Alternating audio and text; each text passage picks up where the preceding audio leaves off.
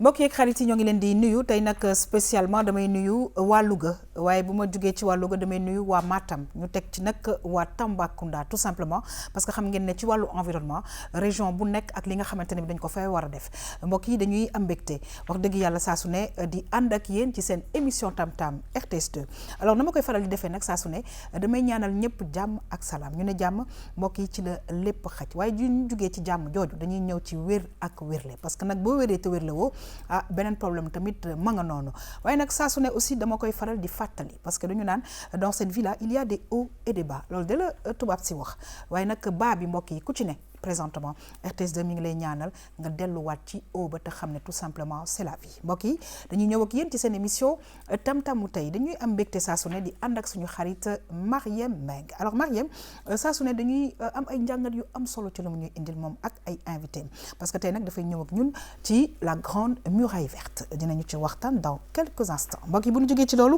dañuy ànd ak suñu xarit Abdourahmane ci wàllu littérature nag xam ngeen ne Abdou saa soo ko gisee rek di nga gis ab téere mu téye ko waaye nag am na leneen lu nga xamante ne bii diggee woon na ko man te moo ngi koy def ñu ne mbokk yi diggee nag bor la waaye nag tey dañuy jiital rendre hommage benn écrivain bu mag ivoirien Bernard Dadié yaakaar naa ne ku ne xam nga ko mu génn àddina samedi bi passé ci 103 ans maanaam am na téeméeri at ak ñett macha allah mbokk yi bu ñu jógee ci loolu dañuy ànd ak yéen ci musique d'ici et d'ailleurs suñu xarit Del Malick nee na dafay ànd ak ñun nag ak benn sénégalaise bu nga xamante ne bi moom itamit dafa nekk fële ca Chine ñu duppee ko Tabou saa su ne dañuy jeexal ak vue sur la toile waaye mbokk yi xam ngeen ne ñi ngi toujours ci mois de mars te nag c'est très bien que Abdourahmane indil ñu jigéen bu nga xamante ne bi macha allah moom bindkat la dinañu xool téere ba mu ñu indil ba ca kanamee ñu ngi ko duppee Juliana Diédhiou suñu beneen invité bi mbokk yi ñëw nag fas yéene waxtaan ak ñun ci lu jëm ci la grande muraille verte muy monsieur Amady Niania Cissé nekk le directeur général bu agence nationale de la grande muraille verte mbokk yi madame Régie dellu si waat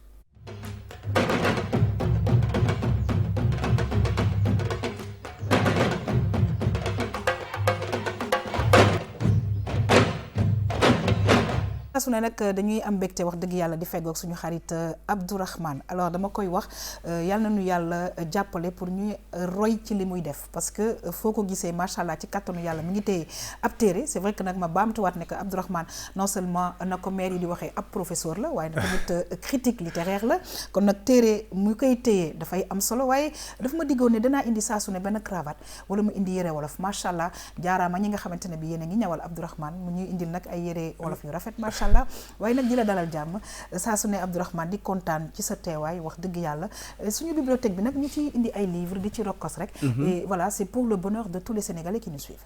oui wax nga dëgg yaa xam comme ni ñu koy defee chaque mardi bu ñu fi teewee dina leen andil benn livre nga xamante ne moom la ñuy présenté tey nag livre ab écrivain bu jigéen la nga xamante ne vraiment pour continuer sargal jigéen ñi comme ni ko RTS2 defee ci 8 mars bi passé alors suñu invité bi mi ngi tudd Juliana Diédhiou bu ci kanamee dinañu waxtaan ak moom dinañu rendre également ki nga xamante ne ni c'est un géant de la littérature africaine mu génn àdduna ci bés yi passé muy Bernard Dadié. Tout à fait. Alors c'est toujours comme ni ma koy waxee un énorme plaisir ni ko sama xarit Mariam di waxee pour ñëw fii absolument Tam Tam ñëw Tam Tam nag lu yomb parce que dëgg la voilà il faut mériter sa place à Tam Tam donc il faut être à la hauteur moo tax may góorgóorlu quoi. largement à la hauteur Abdourahmane je te l'assure en tout cas merci d'être avec nous mbokk yi dañuy kontaan saa su ne bu nu feggoo ak Mariem Mbengue parce que nag environnement dafa am solo waaye Mariem saa su ne dañuy jàng lu bëri tey nag nga indi ñu la grande muraille verte Mariem maa ngi lay nuyu di la dalal jàmm saa su ne le plaisir est énorme comme di Léna ñu ngi koy nuyu.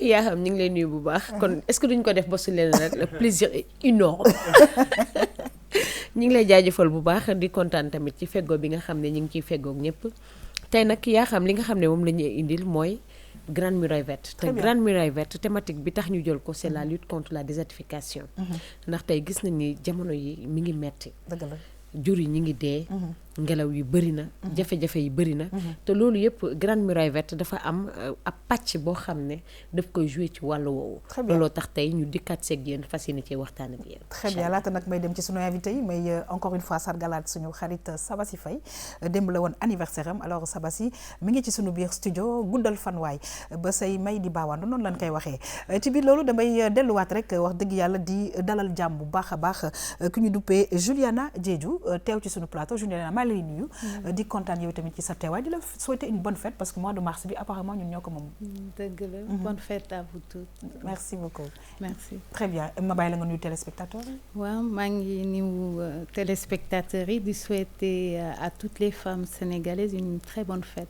merci beaucoup dinañu dellu si waat ak yow ak téere bi nga xamante ne bi indil nga ñu ko tey mbokk yi dañuy am mbégte aussi di dalal jàmm monsieur Amady Niania Cissé maa ngi koy wax sànq muy directeur général bu agence nationale de la Grande Muraille Verte monsieur Cissé ñoo ngi lay nuyu di la dalal jàmm yow tamit di kontaan ci sa teewaay. waaw maa ngi leen di nuyu di leen sant di leen gërëm ci invitation bi.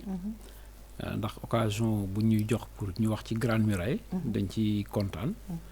kon ñu ngi nuyu aussi yi ñuy seetaan di ñu déglu te di bëgg ci teew ci émission Tam-Tam. très bien mbégte bi defe naa ne ci ñun la gën a féetee mbokk yi dañuy ñëw ak yéen ci li nga xamante ne bi moom mooy environnement ànd ci ak suñu xarit Marième Mbengue alors Marième dafa ñëw ak ñun sànq ñoo ngi koy wax ci la Grande Muraille Verte mu nekk benn projet bi nga xamante ne bi dafay lutter contre la désertification duñu def rek lu dul dem xool tey lan lañu ci Marième indi dellu nag yaatal waxtaan bi ak invité.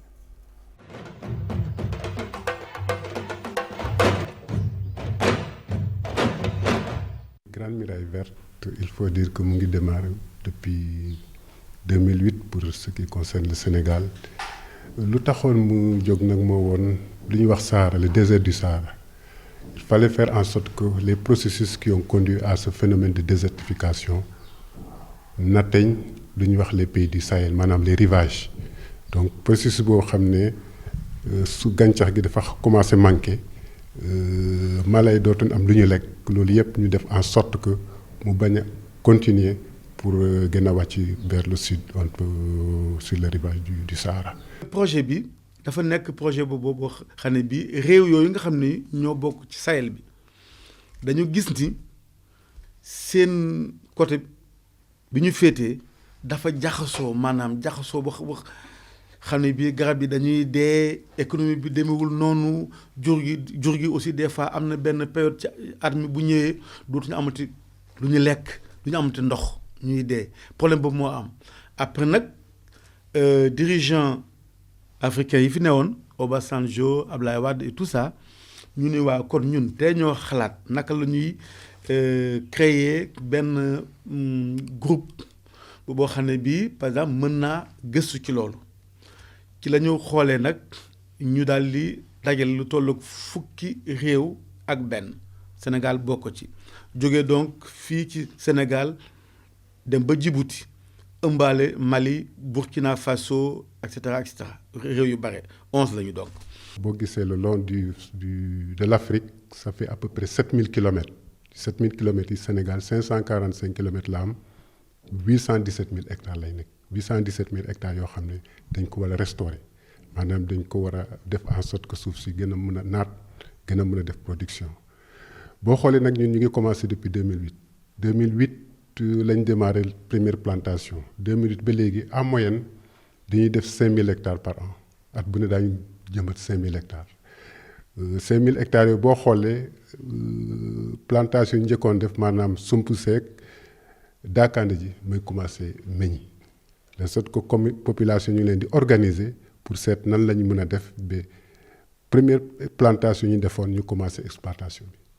écologie nag moo ñuy woon ndax garab gii boo ko jëmbatee fii ak ni suuf si mel ak ndox mi ni mu toll ndax mën na cee dund ñu commencé nag liggéey ci loolu ñu génnee leen ay garab comme bu ci mel ni ay sump comme bu ci mel ni werek comme bu ci mel ni ay béer comme bu ci mel ni siddéem ak yooyu yëpp ñu xam ne yii ñoom population yi lim nañu leen mais ñun trouvé nañu ne garab yooyu effectivement mën nañoo évoluer ci su boobu zone.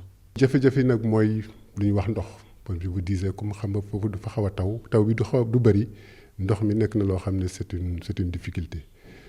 beneen difficulté également mi ngi nekk xam nga bu ñu defee plantation bi pare dañ koy aar dañ koy clôturer te zone yooyu maa leen doon wax ne zone élevage la donc loolu également au début xawoon na métti parce qu'il fallait ngay discuter ak nit ñi ngeen di waxtaan ba de telle sorte que suuf soosu ñu clôturer jëmbat bi pare bovin yeeg maanaam mala gi mën cee dugg pour bañ ko yàq loolu nekkoon na loo xam ne xawoon na jafe au départ mais avec échange yu ñu doon am ak communauté yi loolu wàññeeku na.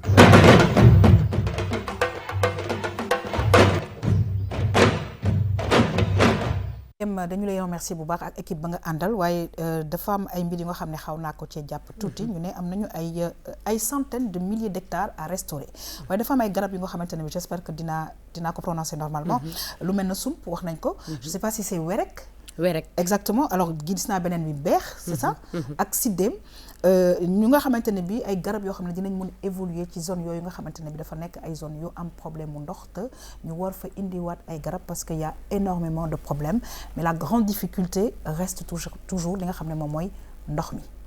effectivement yaa xam parce que tey bu ñu nee désertification xel yi li ñuy dem ci mbir wàllum ñàkkum ndox te tey ñàkkum ndox boobu dafa indi jafe-jafe yu bëri ci zone boobu parce que bu ñu xoolee ni tey projet Grande Muraille Verte Sénégal la jóge Dakar la jóge ba Djibouti kon maanaam am na ay jéego yoo xam ne dana ko def lool te dafay gudd te loolu dafa laaj ay stratégie ngir naka la ñu mën a def saytu ba mën faa teg loo xam ne garab yi danañ fa màggee te duñu am benn jafe-jafe parce que tey looloo tax ñoom ñu dugal si ñi nga xam ne ñoom ñooy scientifique yi parce que tey mën nga ñëw ne da ngay lutter contre la désertification mën a jëmbat garab bu nekk mais est-ce que fa nga koy teg garab yooyu dana adapté wu tey looloo waraloon ñu invité tey ki nga xam ne moom mooy directeur u Grande Muraille Verte agence nationale de la Grande Muraille Verte Amady Niania Cissé ñu dellu di ko laaj projet boobu lan moo ko wundu ak depuis kañ lañ ko tàmbali. waaw jërëjëf projet bi mu ngi tàmbali depuis 2008 lañ commencé jëmbat donc agence bi ñu ko créé en 2008 mën naa wax ne sax 2006 commencé woon nañu ci zone bi mais comme ni ko professeur bi waxee léegi njëlbéenu projet bi mooy ñu xool yan garab la ñu mën a jëmbat foofu yan ñoo fa nangu parce que zone la boo xam ne bii zone élevage la zone la boo xam ne bii taw bi bëriwu fa bu tawee benn taw ci li ñuy jëmbat mën a mu xaaraat taw la leen kon il faut ñu am garab goo xam ni te xam ku ne xam ne gàncax soxla na ndox tout à fait donc gàncax bañ fay def choix bi day nekk loo xam ne li day mën a dund ci zone boobu kon loolu mooy li nga xam ne li moom lañ njëkk a def muy ñoo scientifique yi toog waxtaan ci loolu ba ñu ko dooree it comme ni ko sama directeur technique waxee léegi at mu jot dañuy planter 5000 hectares en moyenne 5000 hectares en moyenne chaque année mais ku ne xam na ne aussi zone bu amul ndox pour réussite ba lu jafe lay doon kon dafa laaj ay topp bu baax kon tey jii ci 10 ans yi mënoon nañu wax ne ñu ngi 50 000 hectares bu dee moyenne boobu la rek mais tey peut-être 40 000 42 000 hectares la ñuy am de réussite dans la zone. D'accord donc lan mooy wane yenn jafe-jafe yi nga xam ne dafa war a freiner màggaay garab yi wala évolution projet bi. bon jafe-jafe yi ndox la toujours rek. toujours ouais. non ndax implication population bi. parce que tamit gis nañ ne population bi tam am na ci wàll. ndax zone yooyu dafay doon zone yoo xam ne soit dañuy li ñuy gën a def mooy di yëngu ci wàllum jur gi. te day am moment boo xam ne tamit ràññee nañ ne. population bi ay nomades la ñuy doon dina am période yu ñu fay nekk mais dina am it période yoo xam ne dañuy màngaani ji feneen parce que bu ñuy jëmbat day ñoog population yi ñoo koy defandoo du ma wax ne sax ñun ñoo koy def mais population yi ñooy jëmbat bien que nag bon c'est dañ leen di rémunérer parce que mën naa wax ne lii gaa ñuy wax bourse de sécurité familiale peut-être ñun daanañ ko def parce que toujours dañuy injecter ci population yi bu ñuy jëmbat dañ leen di jox xaalis dañ leen di fay. d'accord dañuy recruter main d'œuvre ci population bi. donc mu nekk loo xam ne lii di day am solo ci famille bi. très bien. donc population yi ñooy danañuy participer bu baax a baax ci jëmbat bi. muy période bi nga xam ne bi période nawet la xam nga nawet moom suuf ñax dina am kon transhumance du am. très bien dañ fay toog fa la ñuy ne. effectivement nag transhumance bi nekk na loo xam li jafe-jafe la ci ndax rek si suñu ay objectif bëgg nañu bu ñu sañoon ñu toog fa di am lu ñu dundale jur gi. très bien alors sànq dama tudd ay régions yu nga xamante ne bi bu mel na Louga. bu mel na Matam. bu mel na Tamba. ñoom fan ngeen toll ci loolu parce que aussi bu ci kanamee madame Diédhiou gis naa ne yore nga carte bi. gis naa ne verte bi moom fa mu jugee ak ba fa mu yegg waaye ma jox kàddu gi monsieur Cissé. waaw xam nga kii bi ci Sénégal. parce que xam nga dañu wax grande muraille de Dakar à Djibouti. Dakar à Djibouti mais ci biir Sénégal kii la nu mu tuddati Léona. ci Louga. waaw la déparé. d'accord ba Bélé à Bakel. à Bakel ok. donc mu traversé 3 régions. la région de Louga. oui. la région wu Matam. ak région wu Tambacounda. d'accord. ñetti région yooyu la Grande Muraille traversé. muy tracé boo xam ne bi ci Sénégal laay wax. 545 kilomètres la. d'accord.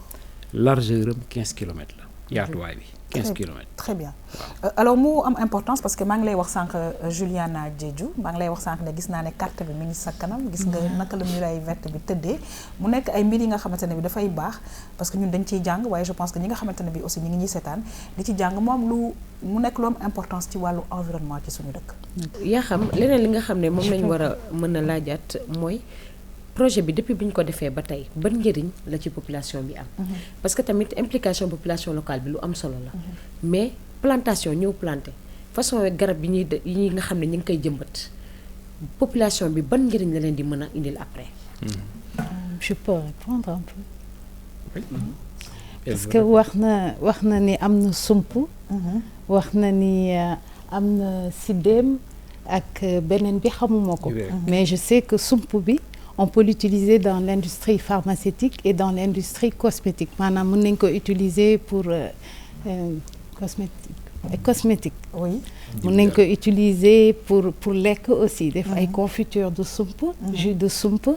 ak yooyu donc defe naa la question qu'il faut plutôt lui poser mooy est-ce que teg nañu ay quelles sont les perspectives c'est-à-dire teg nañu ay infrastructures yu nécessaires pour exploiter sump bi def ko en confiture mun ko transformer jaay ko industrie pharmaceutique yi jaay ko industrie cosmétique yi ak yooyu yëpp.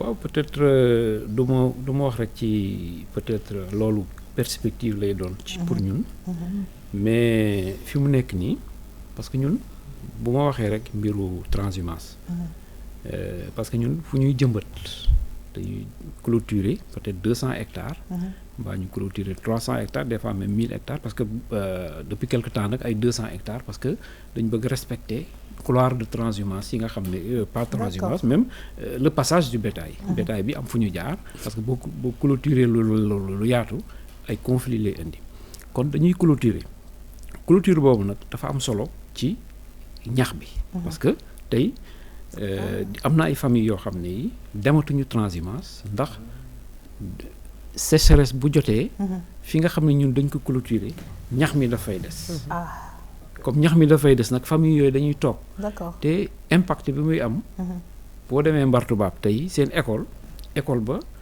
bu sécheresse jotee dañuy tëj classe yi keroog bañ fa demee bi passé directeur baa ngi wax ne mu ngi soog a am CM2 c'est-à-dire dem defar cycle bi ba yegg mu ngi soog a am CM2 ren ndax lan parce que les parents dañuy toog maintenant dafa am parents yoo xam ne ñu ngi toog bu ñu toogee xale yi dañuy toog parce que li taxoon école bi daan tëj mooy dañuy ànd ak seeni doom màng transhumance donc léegi comme ñax am na fa du ma wax ne ñëpp toog nañu mais dina am ñoo xam ne dañuy toog quand même une grande partie qui reste et que ñooñu am nañu fu ñu dundale seen jur Très bien. donc ñax lay doon. Alors mu nekk impact boo xam ne am na ko ci éducation alors je vais essayer de retirer la carte pour donner ça à notre professeur.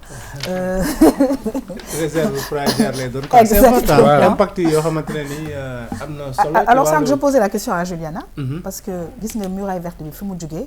mais wax gis nga impact bi nga xamante ne bi daf koy am ci wàllu environnement. ci wàllu environnement moom impact sur wàllu économie. exactement doon impact ci wàllu éducation et cetera loolu lépp alors man damay profité également rendre hommage ci élément bi gis naa fi sama benn ancien professeur.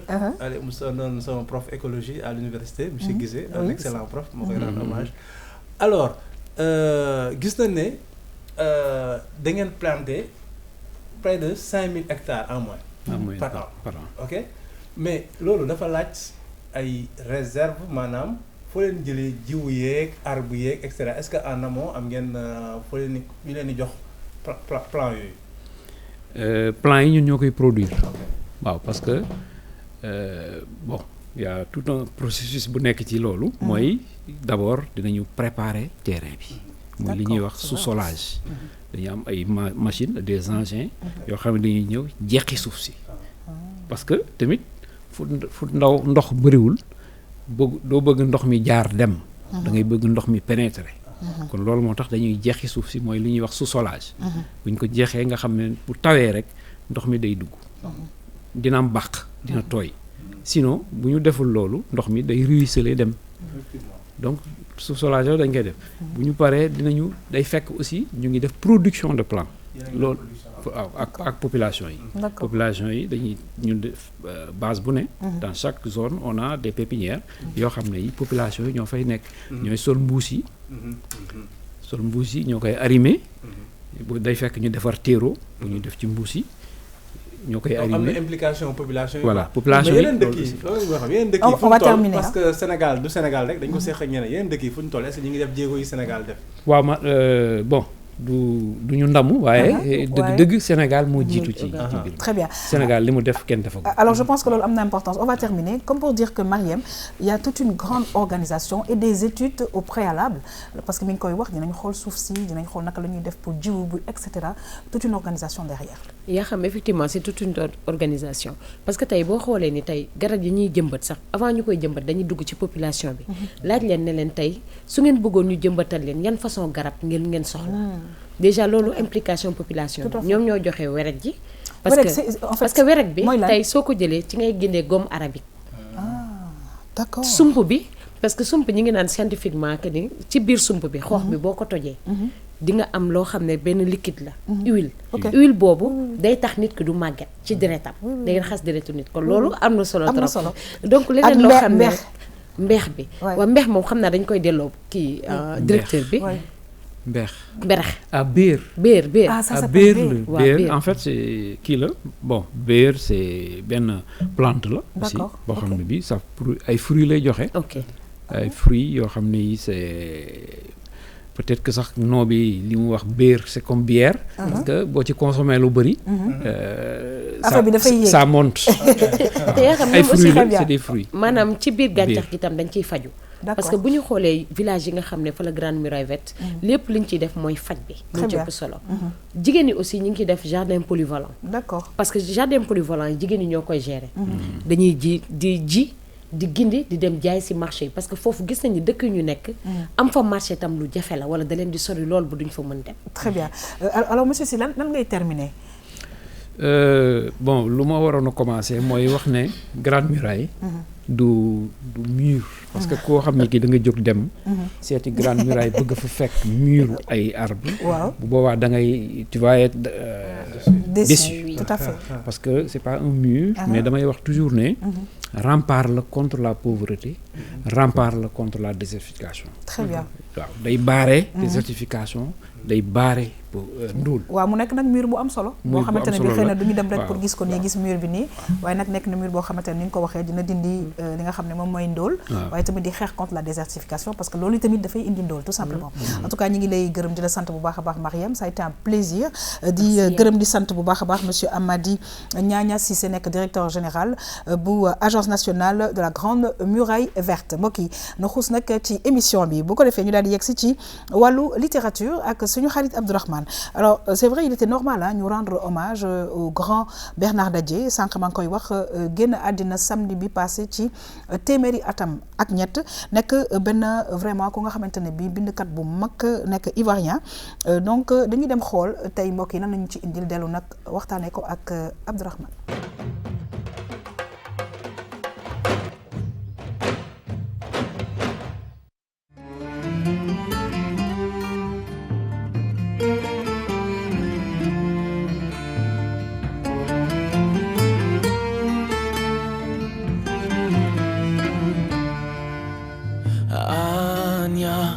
Nos espoirs faits de dentelle ne tiennent qu'au fil de nos destins.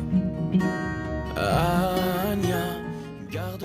Conte lu am njëriñ la parce que loolu nga xam ne maam yi daan nañ ko def te nekkatuñu fi buñ ko defee ci livre élèves yi lire ko mën na apporter même njëriñ parce que conte day yar di yee. léegi dañ nekk jamono boo xam ne xale yi dundootuñu ak seen maam bu góor dundootuñu ak seen maam bu jigéen waaw monsieur madame ak xale yi kese ci appartement je pense que bu amee benn support boo xam ne.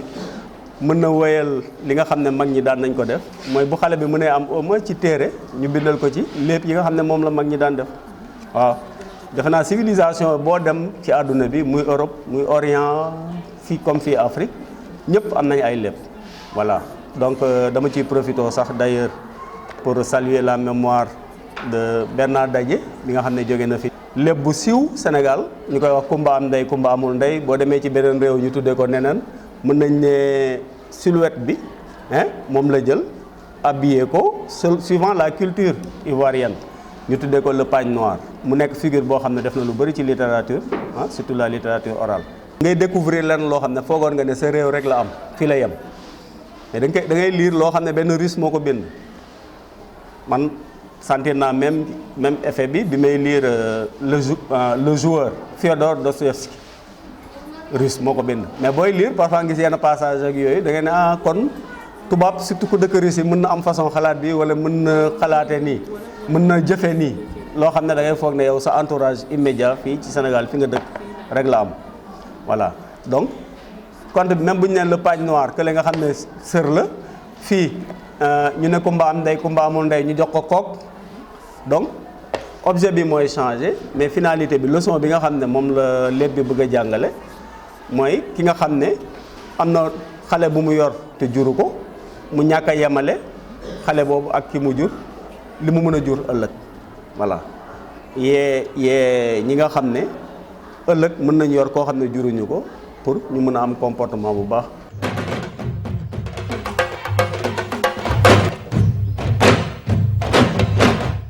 waaw dañuy kontaan nag Abdourahmane di remercier équipe bi nga xamante ne bi saa su ne ñoom ñooy dem di defi reportage yi waaye ñu ñëwaat ci pagne noir bi nga xamante ne bi siiw na dafa ñuy indil rek waat encore une fois importance su li nga xamante ne bi moom mooy conte ci éducation waaye tamit ci valeurs yi nga xamante ne bi ñun ñoo ko moom. waaw effectivement mu doon loo xamante ne nii ñu ngi ko dëppee littérature orale maanaam li nga xamante ne nii suñu maam yi ñu lañ daan yaree seen sët yeeg seen xale yi et cetera mu doon loo xamante ne nii dafa daan permettre muy transmettre ay valeurs yi nga xamante ne nii moom la ci société bi di roy ak di dox alors boo gisee mu ne conte loo xamante ne lu universel la am na dans tous les pays. Absolument. Et parce que ku ci nekk dëkk bu ci nekk culture bu ci nekk am na façon booy transmettre say valeurs ici ñu jël ko nag mu doon benn conte bu célèbre bu ñu ne pagne noir nga xamante ne Bernard Dadié moo ko bind en 1955 la ko génne alors boo ko liree dafa professeur Niang wax na ko sànq da koy méngaleeg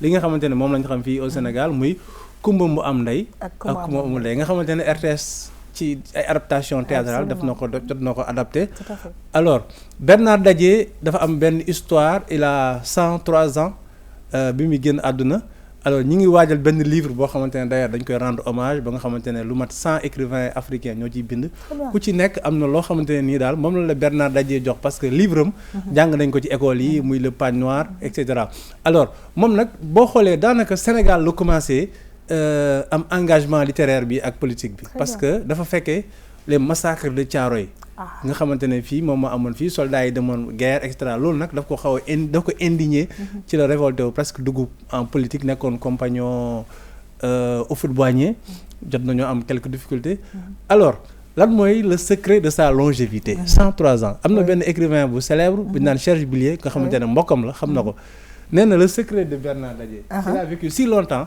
c'est parce que tenez-vous bien il était amoureux de sa femme. Alors le secret de sa longévité. Alors ça tombe bien parce voilà. que Donc, parce moi que... de la femme la ñu wax.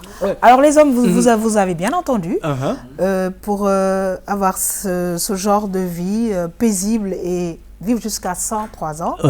Il faut aimer sa femme. Vous êtes d'accord, monsieur Cissé? D'accord que ça rend une paisibilité dans la famille, dans la demeure, et donc c'est la longévité. Donc sa femme malheureusement est décédée il y a 1 an. Donc voilà, xam naa peut-être loolu moo ko jàpp et cetera donc mais il vivait en parfaite harmonie et cetera et donc ça c'est le secret de donc si vous voulez être vivre longtemps. Il faut n'est-ce pas Abdourahmane, n'est-ce pas? Oui. N'est-ce pas? C'est le secret. On se comprend. D'accord. On se comprend. Alors, histoire d'amour, c'est aussi le terme de ce livre-là. Un choix impossible. Parce que aussi, il faut savoir trouver la bonne personne. Alors, c'est le roman, c'est le roman de Juliana Diédhiou. Comme c'est son premier roman. Alors mu tuddee ko un choix impossible mu am benn personnage bu xaw a doy waar bu mu tuddee Vimdi après dañuy wax tur bi lan lay signifier mais c'est une histoire d'amour aussi maanaam histoire d'amour la bu xaw a singulière parce que histoire d'amour ñaar lañ ci xam mais fii histoire d'amour bi day impliquer plusieurs personnes ñeent ba jàpp ñett raconte nañu un peu et c'est un livre qui a fait un tabac parce que j'ai vraiment envie d'entendre. Quel mot am Dakar parce que le livre se vend bien. Un choix impossible entre Chic Chek Choc. En fait, il y a une histoire d'amour là entre 5 hommes, mais c'est pas en même temps. C'est pas en même temps. C'est-à-dire la femme a connu un moment, comme beaucoup de femmes, un homme qui lui a fait croire. En wolof nga dëgg dafa rencontrer comme jigéen yu bari benn góor au début bi nga xam ne daf ko gëmloo li nga xam ne nekkul. D'accord. mu nax ko mooy ñu bari dund nañ ko en fait xëy na loolu moo neex nit yi mu won ko leneen takk ko ba mu ko takkee mu won ko beneen jikko en fait bu ko defloo sax ay yëf yu bon léegi bu jógee si boobu bu ñu jógee si sujet trompeur yi il y a un autre chapitre buy traité parce que sujet trompeur bi dañ si boole le fait que ba muy sëy ak kooku ay mbokkam bëgguñu woon mu sëy ak kooku d'accord ba mu mettiwee mu rus wax ko ay mbokkam mu toog di muñ en fait moralité bi foofu moom mooy sa doom bu takkee bu sëyee ak ki nga xam ne bu leen ko abandonné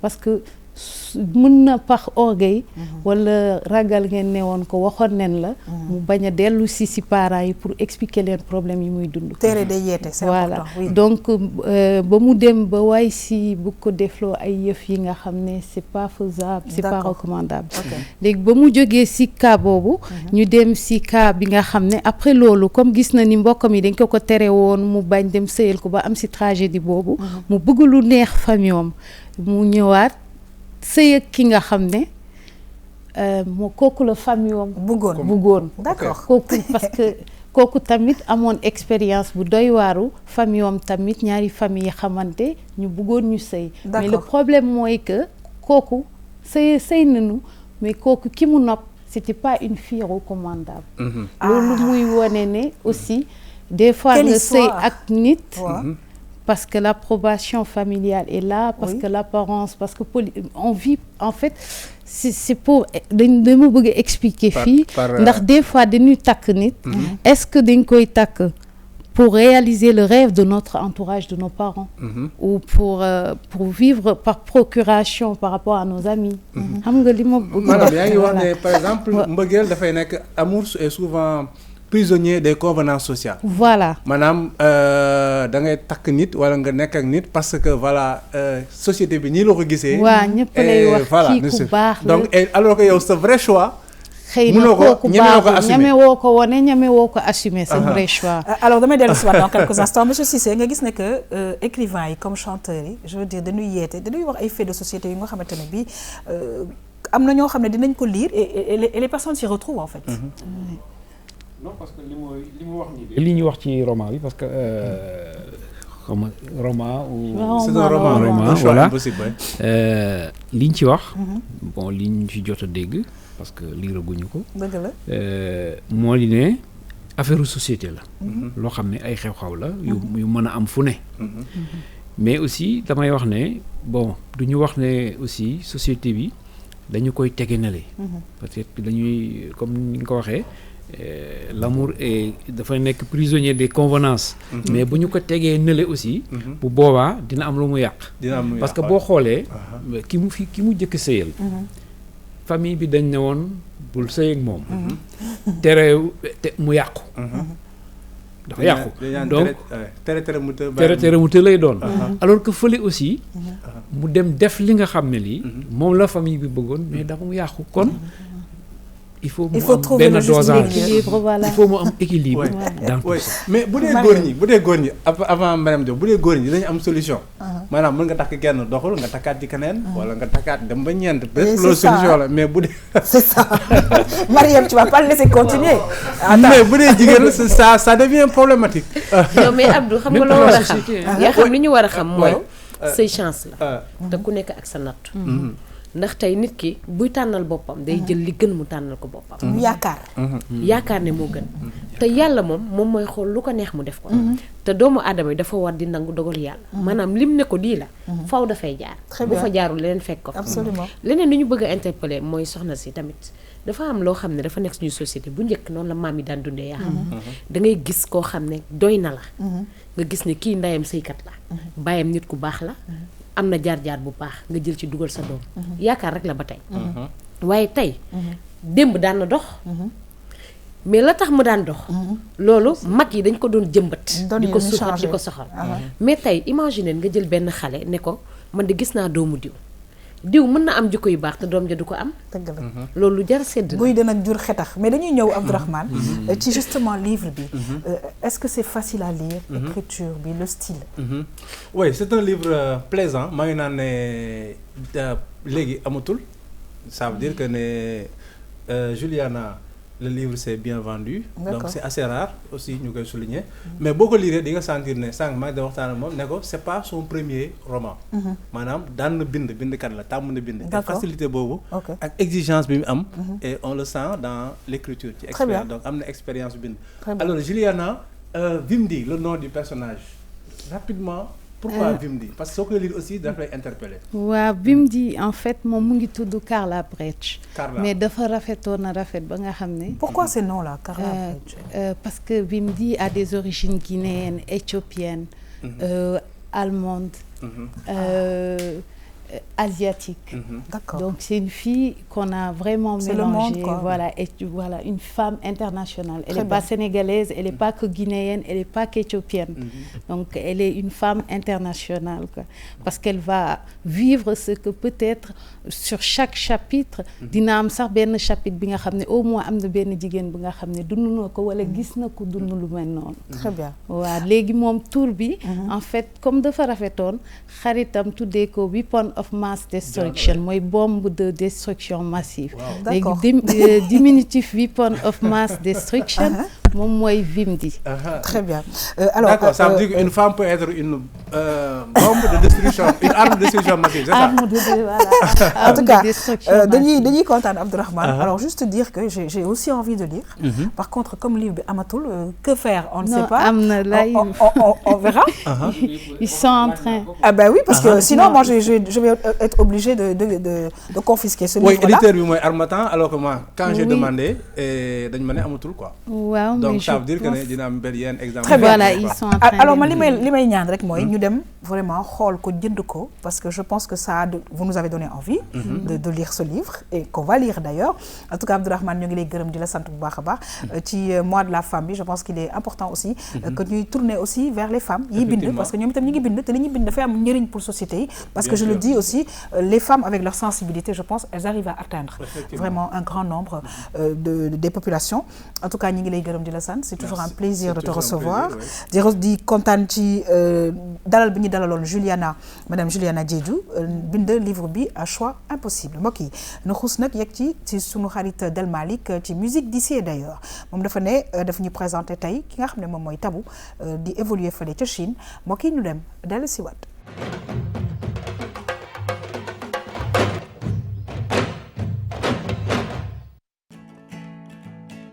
File tàng na fële metti na aduna yàpp day waar liggéey rekk ma war file tàng na fële metti na la kuy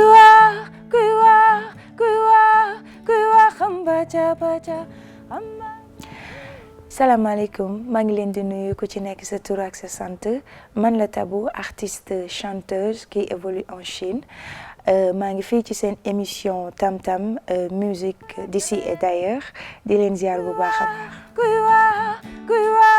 kuy wax xam baca bu leen dalee file tàng na fële metti na. May commencé musique depuis 2007-2008. laa commencé musique tàmbalee ci ay groupe rap après foofu créé naa ak ay groupe yu bëri wayandoo ak ñoom bi ma jógee ci loolu ci la demee école des arts après ma dem maison de la culture d'Outa Seck ba 2010 ci la voyagé après FESMON festival mondial des arts nègres donc joué naa ak Xalam 2 defal leen ay chœur bi ma fa jógee ci la doog dem Mauritanie dem Mali dem Gambie ba 2014 ci laa demee Chine.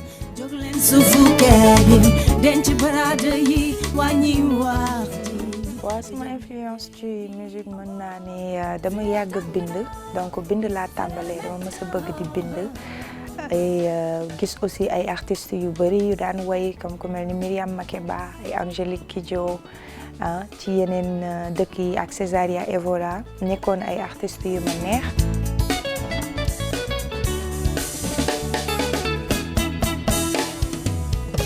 non ne bi may dem Chine c'était pour aider ma mère parce qu'elle est commerçante donc moom moo nekkoon Chine di fa évoluer et bi mu fa nekkee ba 2014 daf daan dem di ñëw di def business elle m'a invité pour ma ñëw jàppale ko ci liggéey bi moom mu mën a ñëw Sénégal. bi ma fa defee ñaari weer après ci la commencé intégré wu daal di inscrire à l'université de technologie pour faire la langue donc bi ma jàngee langue ba pare foofu am continuer di defaale sama musique en même temps donc sama intégration en Chine mën naa ni jafewul trop. Ni hao. Fei. Chinois yi dañuy apprécier sama musique waaw parce que déjà daf leen di neex vu que damay jouer guitare di way nekkul lu fa bëri trop.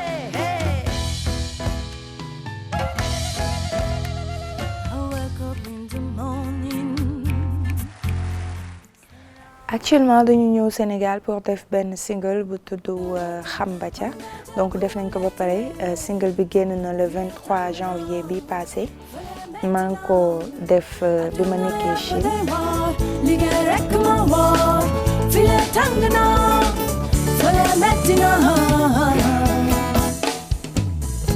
waaw Tabou vient de Tabara vu que mon vrai nom c'est Tabara Diop donc voilà c'est le diminutif de Tabara Tabou et ñu bëri buñ ko déggee ça sonne comme pas de sujet tabou mais voilà Tabou vient de Tabara et mën naa ne sama yaay daf ma koy neexalee comme su bëggee woo pour neexala dana la Tabou.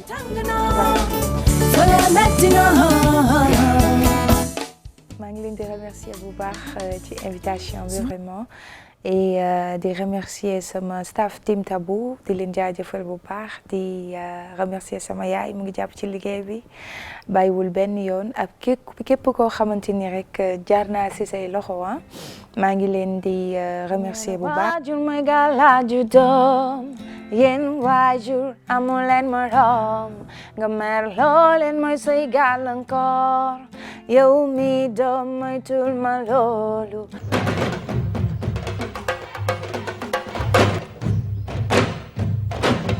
waaw Marième gis nga nag Tabou moi je pense que Michael Souma mos na ko fi waroon bëgg a invité alors nous remercions Del Malick parce que dañuy gis exemple bu rafet ci wàllu intégration bi nga xamante ne bi def na ko en Chine mais il faut dire que musique de toutes les façons c'est tellement universel que quel que soit dëkk bi nga jógee je pense que ñëpp war nañ ko mën a consommer et je pense que c'est son cas en Chine. yaa xam way bu neexee day dugg ci xol. te ak langue boo ko mënti làkk. ki koy déglu na neex ci moom rek. te Tabou mi foog naan gis nga chinois yi bi ñuy way ni chinois yi doon tàccoog yooyu da ngay xam ne ñoom ñu ngi koy consommer kon dafa neex donte wayul sax seen langue xamuñu sax des fois lu ñuy wax xam naa nag dina mën a way ci seen langue comme moom intégré na parce que mi ngi naan def na technique foofu dugg na ci école bi intégré waat jàngaat loolu lu am solo la aussi. tout à fait Abdourahmane un mot par rapport ak suñu artiste bi. Une belle fille ou femme, je ne sais pas si j'ai le droit de faire la remarque maintenant.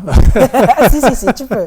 Alors, donc, et surtout une belle voix. Oui. Et une belle musique douce, agréable à écouter. Absolument. Madame, musique bu neex déglu ci ay nopp et puis mu am benn voix bu douce.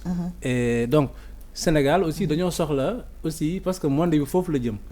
li Youssou Ndour doon wax suñu keseng gi dañ ko war a yóbbu ca guy gi réegi parce que guy gi réegi léegi nekkatul États-Unis wala Europe mooy Chine dañ fa war a également conquérir et absolument alors dañuy encourager initiative yi nga xamante ne dañuy parce que culture dafay rapprocher peuple absolument day doon gis naa ne en arrière-plan bi muy joué ñu wane ci image u Sahel bi ak acacia bi et cetera et cetera. Très bien. J'espère qu'avec la muraille là dinañ wane benn image. Alors Abdourahmane, je pense que Tabou elle a quand même fait un choix qui a été possible, qui a été rendu possible justement par les populations de là-bas qui l'ont quand même accepté. Alors c'est juste pour te dire au revoir. Au revoir. Et nous xalaat nekk vraiment un choix impossible.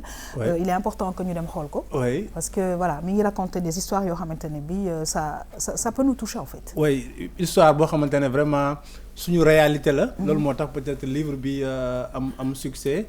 alors ki koy bind ñu rappelé tuuti mu doon Juliana Diédhiou. mu doon premier roman mais nee na du c'est pas son premier manuscrit. donc ñu jàpp na ne. ay bés yu ne wala ay dina dellusiwaat sur le plateau tam en tout cas maa ngi koy remercier. merci di remercier également ñi ma sekkal plateau bi. merci beaucoup ak ñi nga xamante ne ñoo jàpp ci liggéey bi. très bien et Khadija Fall ak Matar Dieng Ndiaye. très bien ñu ngi lay gërëm di la sant bu baax a baax di gërëm aussi sa tailleur. alors di remercier Marième la grande muraille verte bu ñu indil tey am na solo am nañ ci ay ñàngat yu am solo jot nañ ci xam sax quelques arbres yu nga xamante ne bi dañ ko fay saxal Marième merci beaucoup ça a été un plaisir. merci beaucoup yaa xam ñu ngi lay jaajëfal bu baax parce que tey grande muraille verte projet bi li ñu ci wax dafa am solo. ndax période bi poussière bi mi ngi ñëwaat. te grande muraille verte dafay lutter contre les changements climatiques. mu doon loo xam ne nit ñi war nañ ko sàmm dinañ ci liggéey dinañ ci am lépp lu ñu bëgg. mais tamit dinañ ci dimbali ba ñi nga xam ne dañ daan dem di màngaan yi dinañ toog ci seen. très bien Marième na nga moytu bu baax a baax poussière bi d'accord. bu baax très bien alors dañuy gërëm di sant bu baax a baax monsieur Amady Niania Cissé ma baamtuwaat ko mu nekk directeur général bu agence nationale bu grande muraille verte ñoo ngi lay gërëm di la sant bu baax a baax monsieur Cissé. waaw ñun man it maa ngi leen di gërëm di leen sant ci invitation bi te ñu ngi wax poussière waaye garab garab rek moo mën a aar moo ñu mën a aar ci poussière. dëgg la te poussière bi booru Mauritanie la jógee. muy ci zone Grande Muraille. très bien. kon nañ bu ñu jëmbatee garab yi. am nañ yaakaar ne poussière dootu fa amal. incha allah en tout cas ñi ngi lay gërëm waaye nag di nuyu képp ku nga xamante ne bi mi ngi liggéey ci agence boobule di gërëm di sant bu baax a baax madame Juliana Diédhiou ñi ngi lay sant di la gërëm et puis bonne continuation. merci beaucoup maa ngi leen di gërëm yéen tamit ci invitation bi. di gërëm ñu jël seen temps di nu seetaan. di wax ñëpp ñu jënd choix impossible. très bien góor yi sax war nañ ko mun a jënd pour xam ndax ñoom chic lañu. chèque lañu wala choc. très bien alors en tout cas pour ñun et j'espère pour nos téléspectateurs le choix c'est la RTS2 canal 5 bu TNT waaye 215 canal Horizon en haute définition mbokk yi maa ngi gërëm toutes les équipes techniques yi nga xam ne saa su ne dañuy ànd ak ñun di liggéey waaye di remercier Sali Anne mi jaar ci bopp bi numéro téléphone am 77 537 67 68 salon dans la brosse mbokk yi maa ngi leen di jox rendez-vous incha allah suba pour beneen émission Tam Tam bonne suite des programmes sur la RTS2 au revoir.